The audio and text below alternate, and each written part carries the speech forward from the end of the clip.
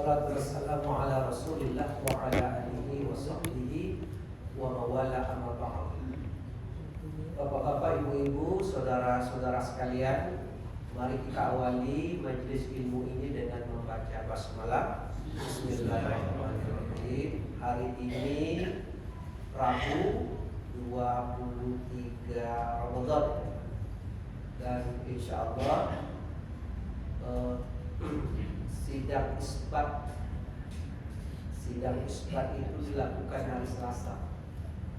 Biasanya kalau sidang isbatnya Selasa, Rabu kita sudah Idul Fitri. Jadi Selasa maghrib kita tidak tarawih lagi, tapi terakhir tarawih itu Senin maghrib. Jadi ini Rabu maghrib, Jumat maghrib, Sabtu maghrib, Ahad maghrib, Senin. Tinggal 5 kali lagi. Kita akan melaksanakan tarawih. Karena ini adalah di ujung, maka ini checking final akhir. Jangan sampai kendor. Karena Ramadan ini adalah bulan di mana sangat dimanfaatkan betul.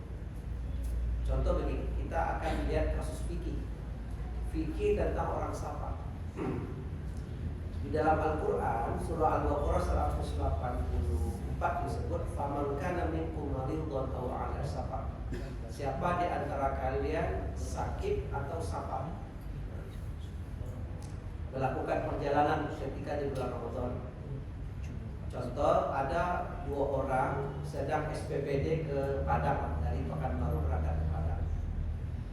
Terus Pekanbaru Padang tentu sudah ukuran safar, boleh menjamak salat, boleh berpuasa dan boleh tidak berpuasa. Dilakukanlah perjalanan dari pagi, jadi sudah sholat subuh, jalanlah 2 orang itu menuju ke Padang. Sampai di Lubuk Bangku, akan diceritanya. Sampai di Lubuk Bangku, mereka berhenti. Nah, 2 orang ini memiliki sikap yang berbeda. Ya, satu memutuskan dia berbuka. Kebetulan ada di Lubuk Bangku, rest areanya ada orang jual makanan. Dia kemudian pesan teh manis, pesan makan siang. Boleh apa tidak? Boleh apa tidak? Boleh. Itu boleh kan? Tapi yang nomor 2 itu ngambil sikap, dia tetap mempertahankan puasa sampai maghrib. Dia akan diperkirakan berbuka di Padang. Boleh apa tidak, Pak? Boleh. Jadi kata hadis Nabi Muhammad sallallahu alaihi wasallam, insya'a shoma wa insya'a aftara. Jika dia ingin, dia boleh berpuasa, lanjutkan. Jika dia mau, silakan berbuka. Jadi dua-duanya boleh. Dan orang yang makan itu tidak boleh membuli yang berpuasa. Keluar kata-kata sok-sok ulah puasa, makan dia lah kayak gitu. Tidak boleh. Atau yang berpuasa tidak boleh pula membuli yang makan. Bahasanya baru perjalanannya aja sudah tidak boleh, karena dua-duanya dibolehkan syariat. Nah, Bapak pilih yang mana terserah, itu sikap. Kira-kira Bapak pilih yang mana? Lanjut puasa atau makan ya? Makan.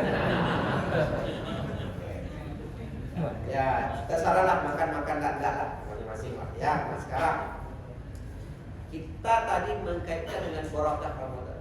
Ulama mengatakan, satu pendapat mengatakan, karena safar itu kita diberikan hukum pengecualian dari azimah. Jadi pada dasarnya kita dibebankan untuk berpuasa, tapi sampai ada pengecualian, yakni safar. Nah, safar itu, makan dalam safar membatalkan puasa, itu dianggap hadiah Allah untuk orang-orang mukmin.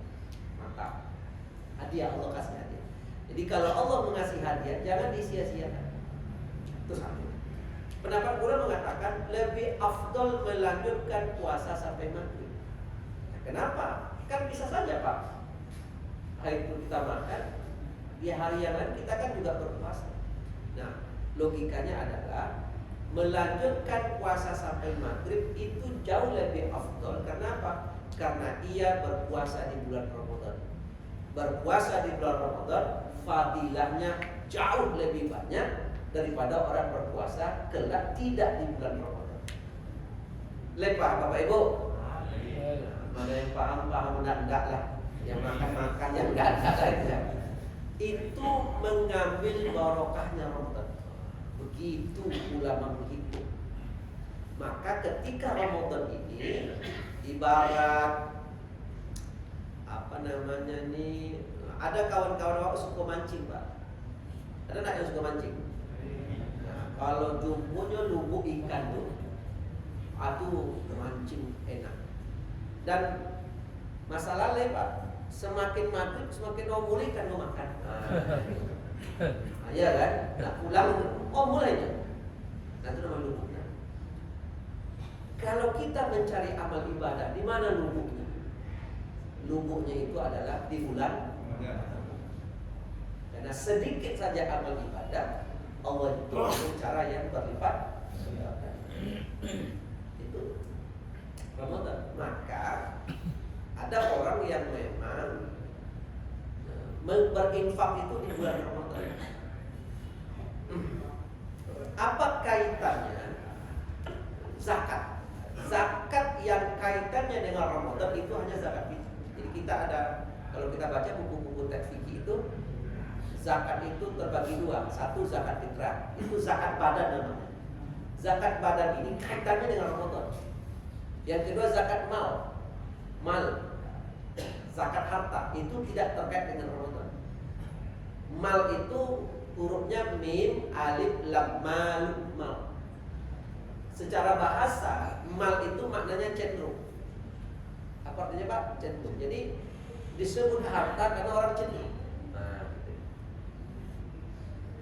mal. Kalau awak dari Siko, dari Panam ya, dari Tugu Songket, arah ke Mall SKA. Di kiri ada masjid apa Pak? An-Namiro kan? Di kiri ada masjid An-Namiro, karena ada masjid, ada mall. Mana wak cenderung mata ke kanan atau ke kiri? Kanan ada mall SKA, kiri ada masjid An-Namiro. Kemana cenderung mata kok? Ke mall atau ke masjid? Mall tuh bacanya mal atau mall? Tulisannya mal kan? Itu mal tuh maknanya mal, harta tadi maksudnya. Zakat mal, zakat harta gitu ya. Nah, kalau Ramadan itu kaitannya dengan zakat fitrah. Jadi kalau ada orang, ada ibu-ibu hamil melahirkan, ibu tadi melahirkan, kita terakhir besok kan Selasa maghrib. Jadi begitu maghrib itu azan, Allahu Akbar, maka terhitung sudah 1 Syawal. Jadi kalau ada ibu-ibu lahirnya itu sebelum azan, jadi begitu melahirkan, alhamdulillah anaknya laki-laki. Tak lama setelah melahirkan, azan orang masjid, Allahu Akbar, Allahu Akbar, maka wajib bayar zakat fitrah. Ya Pak ya, wajib bayar zakat fitrah karena dia lahirnya masih di bulan Ramadan. Tapi kalau anak ini lahirnya setelah azan, prosesnya jam 6 lah masuk persalinan. Oke, datang dokter, perawat segala macam, azan orang, Allahu Akbar, Allahu Akbar. Masih berbuka anak kita tuh? Masih, itu berbuka terakhir. Ya. Maka dokter tadi dilanjutkan yang persalinan. Tidak boleh pula dokter tuh ditinggalkan, Bu, Ibu tunggu sebentar ya. Babuko kami dulu. Lebat orang ini kan. Nah ini kan tetap lanjut ya. Begitu azan Allahu Akbar, Allahu Akbar, 2 menit setelah itu lahir anak, maka tidak wajib bayar zakat fitrah karena lahirnya tidak di bulan Ramadan. Itu fikihnya seperti itu. Tapi hati-hati dulu Pak. Ada ibu yang mau sakit dan melahirkan, ditahan dulu. Apa ibu tahan? Keluarkan jalan, tunggu maghrib dulu Pak, supaya terbebas dari zakat fitrah. Janganlah sampai begitu, betul ya. Nah sama juga dengan orang wafat. Ya, orang wafat kemarin kita puasa di hari Selasa ya, ada Senin atau Selasa, katakanlah Selasa. Kalau ada orang ya, jadi kita itu begitu maghrib Sabtu Ramadan, siang tadi kita belum puasa Pak, tapi malamnya kita sudah tarawih, betul apa enggak? Sudah tarawih kita. Jadi kalau ada orang wafat sebelum azan maghrib, jadi potang, kalau orang Bangkira namanya potang balimau. Kalau orang Sulawesi apa namanya? Potang megah. Potang begoa. Enggak indah pada itu. Nah, dia jam 5 itu sebelum azan maghrib berlalulah Pak. Inna lillahi wa inna ilaihi raji'un. Maka tidak wajib bayar zakat. Tapi bapak ini meninggalnya setelah azan maghrib. Berarti sudah masuk 1 Ramadan, dia wajib bayar zakat. Itu aturannya seperti itu. Ya, aturan fikih tentang zakat fitrah yang terkait dengan zakat badan. Bapak Ibu sekalian yang dimuliakan Allah, begitulah ulama memperhatikan bagaimana Ramadan ini menjadi sangat berharga, apalagi di checking final akhir. Jadi semakin ke ujung sebenarnya itu fadilahnya semakin besar. Cuman celakanya ada Bapak Ibu, kebiasaan ditompek awak kok. Semakin ke ujung tuh kita semakin banyak kesibukan. Macam kita ibu-ibu belanja kue, belanja baju. Bisa tak belanja itu diletakkan di awal Ramadan kemarin? Ustaz macam mana Ustaz? Bukan kami naknya belanja di ujung Ramadan. THR tuh kalaunya gitu baru belanja. Iya kan? Baru itu. Atau kita disibukkan oleh buka bersama di sini, buka bersama di sini, reuni di sana, reuni. Jadi longgar gitu. Apalagi diperkirakan nanti mudik lebaran ini terhitung hari Jumat, Ahad, Sabtu, Senin. Itu orang di jalan semua. Termasuk mungkin di antara kita. Betul apa tidak? Padahal di ujung dari Ramadan itu sebenarnya itu adalah puncak buah. Ibarat durian, dia ranum sedang memetik. Tapi begitu kita rawat dari awal, kita pupuk, kita siram, setiap hari kita menjaganya, begitu dia berbuah, terus kita tinggal. Begitu akan panen. Ini memang serba salah kita dibuatnya.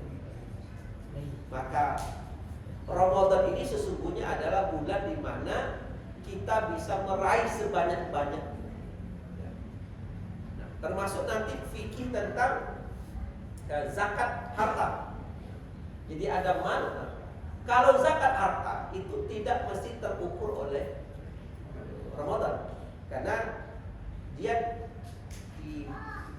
diskemakan dengan nisab dan haul nisab. Ya, ada haul 1 tahun. Boleh jadi dia buat Januari ke Desember.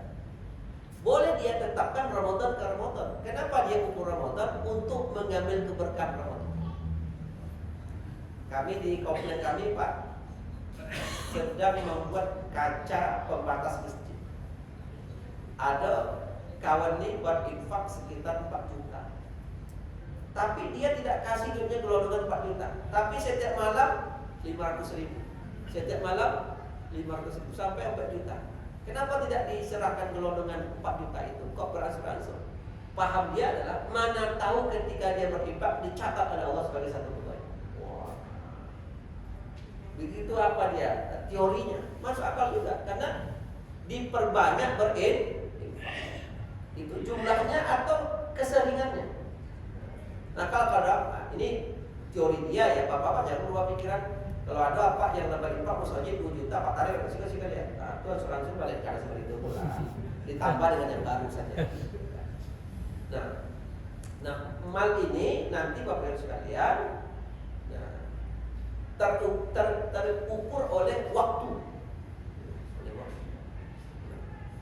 Waktu itu yang membuat dia 1 tahun untuk wajib dizakatkan. Sebenarnya kalau kita menghitung zakat Dia tidak berat Pak. Menghitung zakat itu tidak berat. Sama seperti kita kemarin menghitung waris itu tidak berat. Tidak berat. Yang berat itu apa Pak? Mengeluarkan ya. Kalau menghitung tidak berat. Sama dengan waris, membagi waris tidak berat. Yang berat itu mengeluarkan. Bahkan memang ada etika dalam keluarga terkait dengan harta.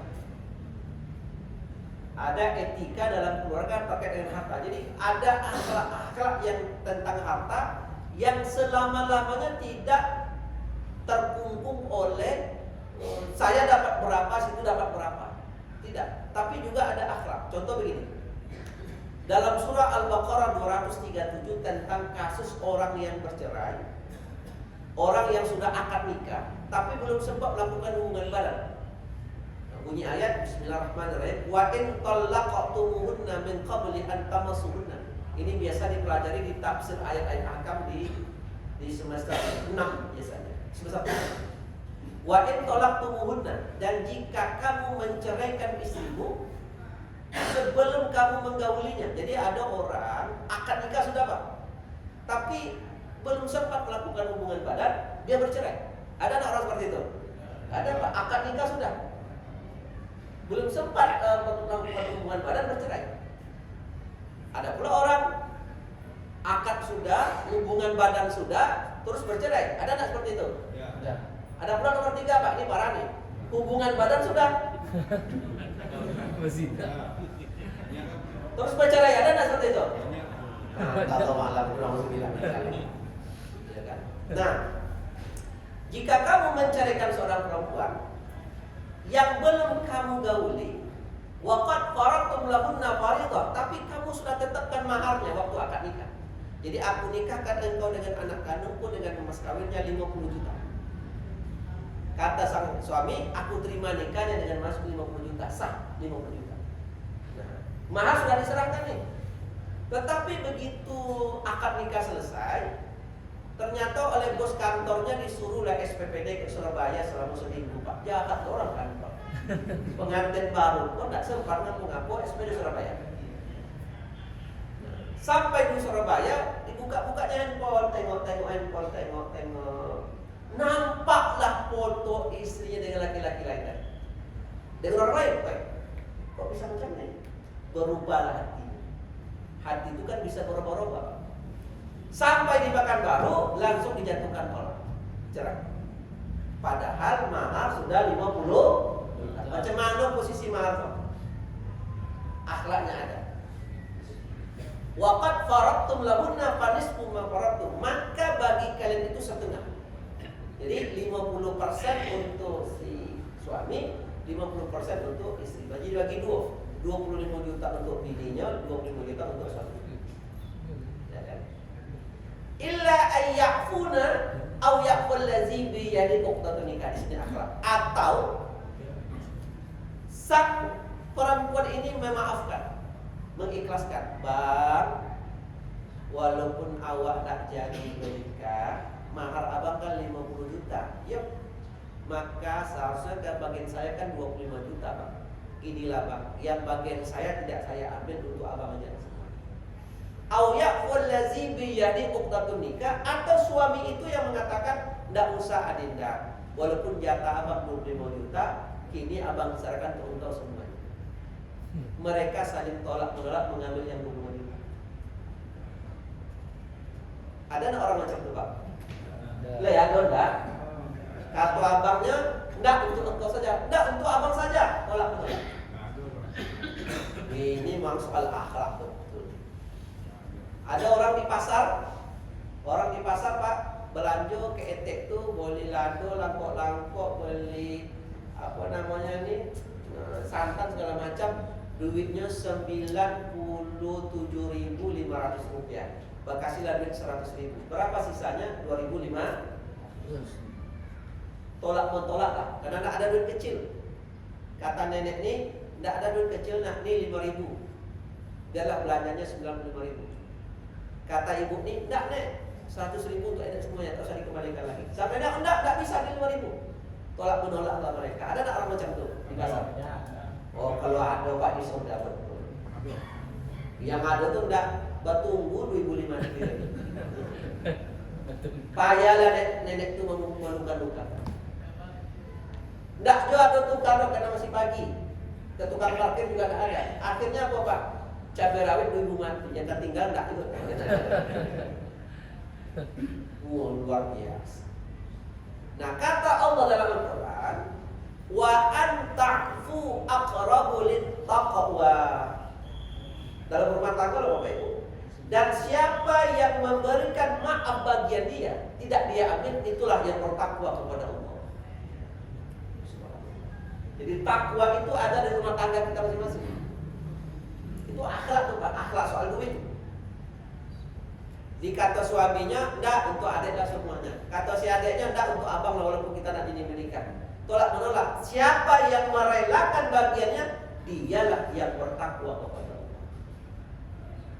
Cuman kan orang akan berhitung-hitung. Mana udah meditasi ke Batagi coba, ke WA. Bila lihat transfer lah, katanya transfer. Kalau tiba-tiba mana itu? Kata Allah, wala tansaw fadla bainakum. Janganlah kalian melupakan al-fadlu, keutamaan akhlak-akhlak di antara kalian suami istri. Apa maksudnya? Umpama suaminya pegawai Pemprov, tapi bukan yang vertikal. Istrinya pegawai Pemprov. Suami istri ini kalau pagi-pagi keluar rumah kan, itu langsung bawa anak, langsung di penitipan. Nanti pulang, ambil anak langsung pulang. Sampai di rumah, macam mana rumah pagi tadi berserak-serak macam itu jumbo bela, karena ada pembantu. Betul apa enggak? Nasi belum masak. Tiba-tiba nasi belum masak, tapi sabar lah beli sampai pulang. Rupanya menjiko belum dicolokkan, belum masak nasi. Kata suami, biar abang yang masak nasi ini. Adek urus anak, istirahatlah, capek. Kata si istri, enggak bang, biar adik aja yang masak nasi. Abang aja lah, biar adik aja lah bang. Mereka berebut masak nasi. Siapa yang masak nasi, itulah yang bertakwa kepada Allah. Anak pipis di lantai keramik licin kan. Begitu anak pipis, sang suami bekejar anak. Biar abang yang bereskan, langsung abang mandikan. Biarlah abang adik aja lah, abang istirahat aja lah. Abang aja lah, berebut mereka. Siapa yang menangani anak dengan memandikan, dialah yang bertakwa kepada Allah. Lah ya, ada rumah tangga macam tu. Tidak ada. Yang ada gitu. Anak pipis jatuh nanti, cepat bereskan. Kata bini, kan anak abang jatuh. Selesaikannya belakang. Nah, ini akhlak dalam rumah tangga soal harta. Luar biasa Pak. Ini kalau kita terapkan luar biasa. Bagaimana kalau akhlak harta tapi terkait dengan waris? Kita banyak contoh dalam Al-Quran. Di surah Al-Baqarah ayat An-Nisa ayat 8. Wa idza hadaral qismata ulul qurba wal yatama wal masakin. Waktu kalian membagi harta waris, ada begitu tuh. Jadi ketika sudah mayit wafat, meninggalkan harta mau dibagi, utang sudah dilunasi, wasiat sudah dibayar, seperti yang kita berikan dalam beberapa tatap muka. Sebenarnya hari ini tatap muka keempat, betul nggak Pak? Seharusnya kita ujian akhir semester. Nah, apa yang kita lakukan seharusnya? Nah, ketika harta ini dibagi, tunggu dulu. Apa yang dilakukan lagi? Ada akhlak di situ. Wa idza hadaral qisma, waktu kalian membagi harta waris tadi, ada ulul qurba, karib kerabat mayit, saudara kandung dari mayit. Ingat Pak ya, kalau mayit ini meninggalkan anak kandung, saudara kandung kita tidak jadi ahli waris.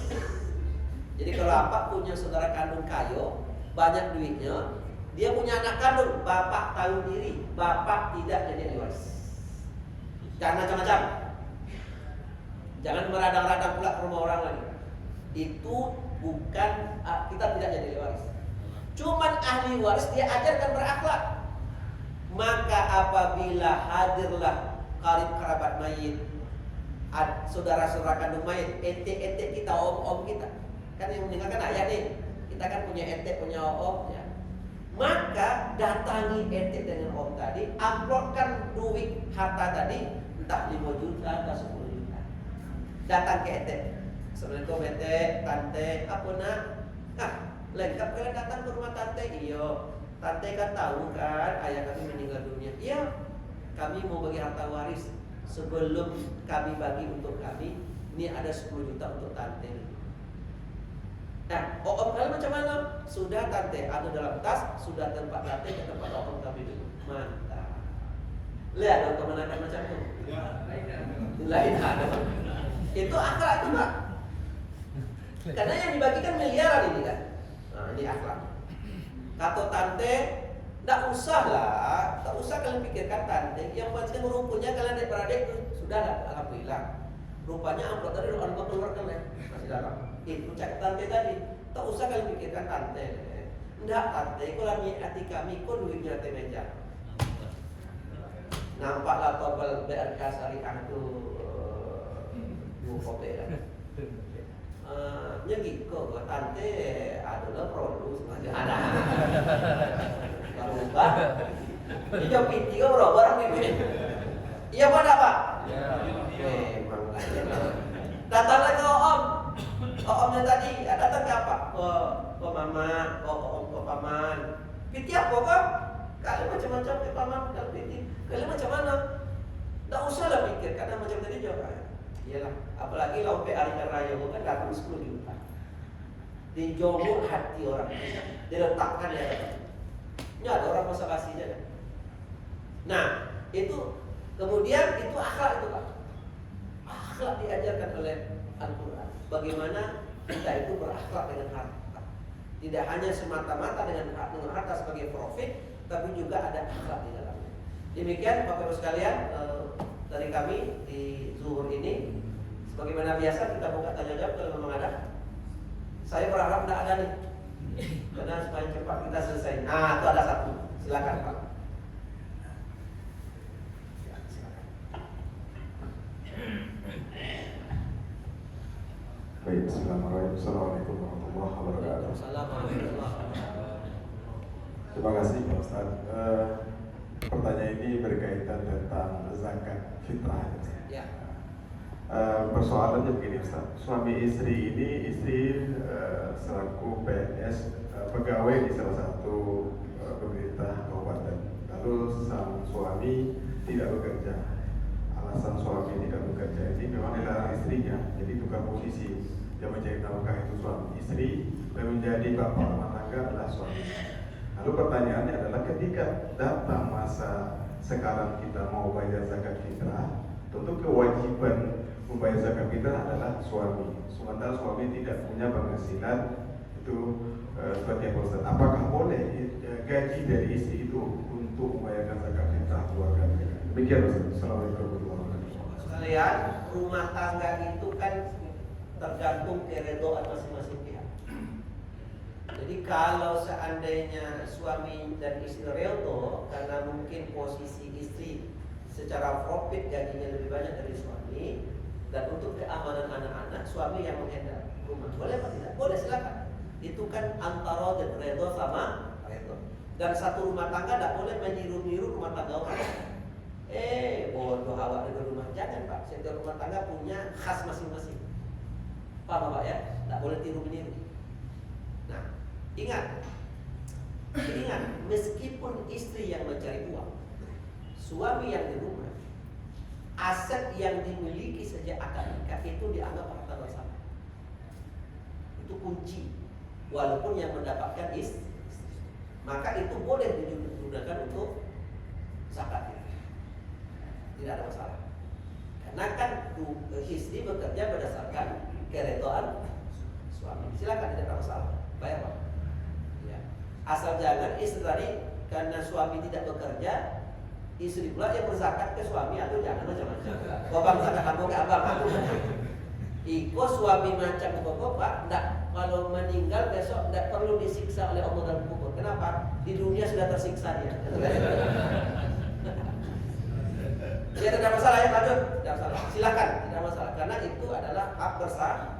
Meskipun ada kebiasaan di kita nih, gaji suami, gaji istri, aku lah kan mengeluh. Tapi tetap ada kebersamaan di situ. Wallahu a'lam. Silakan yang lain. Cukup. Nah, sekalian, nah ini sudah pertemuan keempat. Kami tentu mengucapkan minal aidin wal faizin, kullu amin wa antum bi khair. Taqabbalallahu minna wa minkum taqabbal ya karim. Kita mudah-mudahan nanti kita lalui Ramadan sisa ini, checking final ini dengan segala amal ibadah yang meningkat, gaspol terus ya, dan akan terasa orang yang memanfaatkan Ramadan dengan baik. Pas besok Senin maghrib tarawih terakhir, begitu imam assalamualaikum witir, akan terasa bagaimana fasilitas yang disediakan itu tidak kita pakai dengan baik, dan Ramadan akan berlalu. Dan ia akan mengatakan kepada orang yang berpuasa itu, wahai orang yang mukmin berpuasa, aku tunggu engkau di surga, aku akan layani engkau sebagaimana engkau melayani aku ketika 1 bulan penuh. Tetapi bagi orang yang cuek-cuek, nanti Ramadan juga tidak akan melayani. Dan mudah-mudahan kita ini termasuk kelak orang yang dilayani oleh Allah Subhanahu wa taala dengan Ramadan yang luar biasa, amal ibadah. Demikian, bila taufiq wal hidayah. Wassalamualaikum warahmatullahi wabarakatuh. Waalaikumsalam warahmatullahi wabarakatuh.